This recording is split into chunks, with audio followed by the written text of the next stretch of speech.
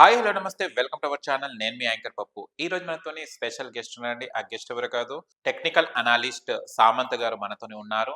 నమస్తే సార్. నమస్తే అండి. సార్, స్టాక్ మార్కెట్లో mid caps and small caps అంటే ఏమిటి సార్ అసలు? ఇందులో పెట్టుబడి ఎలా పెట్టాలి? ఇందులో ఉన్న రిస్క్ ఏమిటి? మనకు పేర్లోనే ఉంది స్మాల్ క్యాప్ అంటే ఏంది, మిడ్ క్యాప్ అంటే ఏంది. అంటే స్మాల్ అంటే చిన్నది, మిడ్ అంటే మీరు మధ్యతరగతి. ఆహ్, ఇప్పుడు హ్మ్, ఎవరినైనా మనం ఇప్పుడు మీకు తెలిసి ఒక పెద్ద ఐటీ కంపెనీ పేరు చెప్పండి ఏదైనా హైదరాబాద్‌లో ఉన్నది. డిలైట్.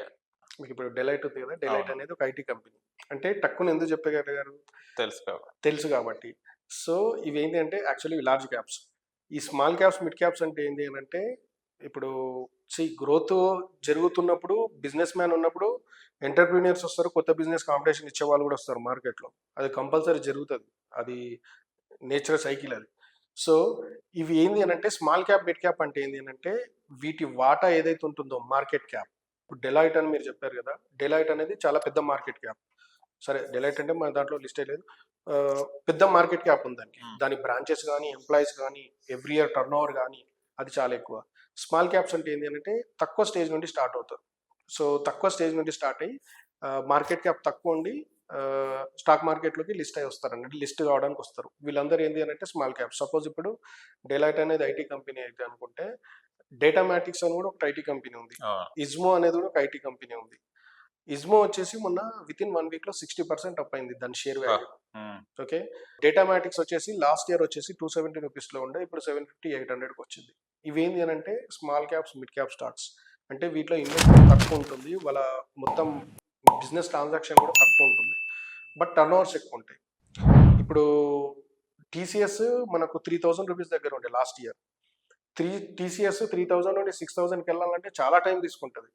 అదే ఇప్పుడు ఇస్మో గానీ, లేదంటే డేటామాటిక్స్ గానీ, ఇదేంటంటే తక్కువ ఇన్వెస్ట్‌మెంట్ అన్నట్టు. అంటే షేర్ వాల్యూ తక్కువున్నది, మార్కెట్ క్యాప్ తక్కువుంది. ఇమ్మీడియేట్‌లీ క్విక్‌గా డబుల్ అయిపోయింది. మంచి రిటర్న్స్ ఇచ్చినాయి అన్నట్టు.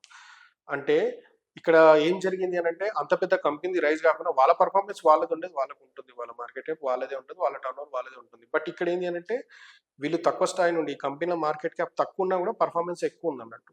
సో, స్మాల్ క్యాప్ అనంటే మనకు మార్కెట్ బిజినెస్ టర్నోవర్ తక్కువుండడము.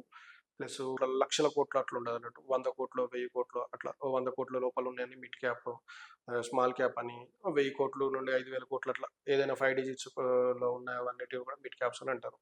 ఇంకా వాళ్ళ పెర్ఫార్మన్స్ బట్టి అంటే చెప్పలేం. మనం అనుకుంటాం జనరల్‌గా బళ్ళు ఓడలవుతాయి, ఓడలు బళ్ళవుతాయని. పలానా కంపెనీ ఉంది అనంటే ఆ కంపెనీ కాదు, ఆ కంపెనీ తలదన్నే కంపెనీ కూడా రావచ్చు. ఇప్పుడు బజాజ్ ఎలక్ట్రానిక్స్ మనకు బజాజ్ ఫైనాన్స్ ఉంది. బజాజ్ ఫైనాన్స్ ఒకప్పుడు అది కూడా నిజం చెప్పాలంటే స్మాల్ క్యాపే. అది రూ. 50, రూ. 60 ఉండే నేనున్నప్పుడు మార్కెట్‌లో నేనొచ్చినప్పుడు.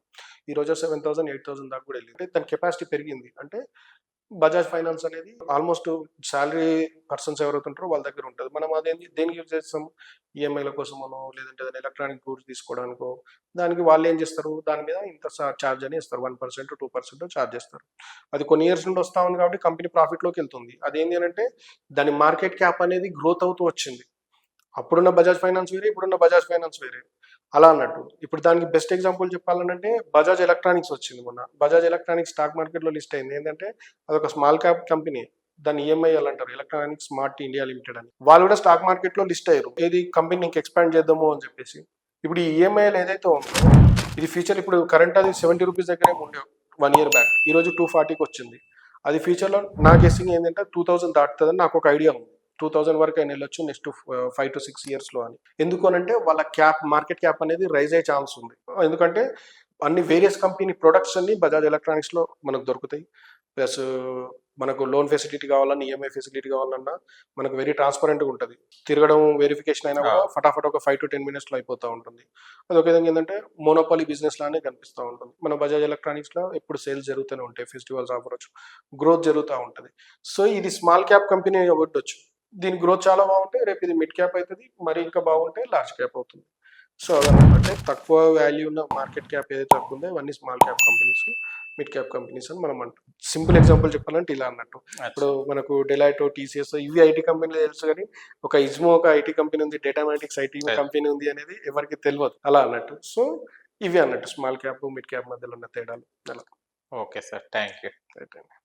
చూశారు కదా ఫ్రెండ్స్, మీకు కనుక మా వీడియో నచ్చి లైక్ చేయండి, షేర్ చేయండి, కామెంట్ చేయండి, సబ్స్క్రైబ్ ఛానల్ అక్కడ గంట సింబల్ టంగును కొట్టండి. నేను మీ యాంకర్ పప్పు. Bye bye.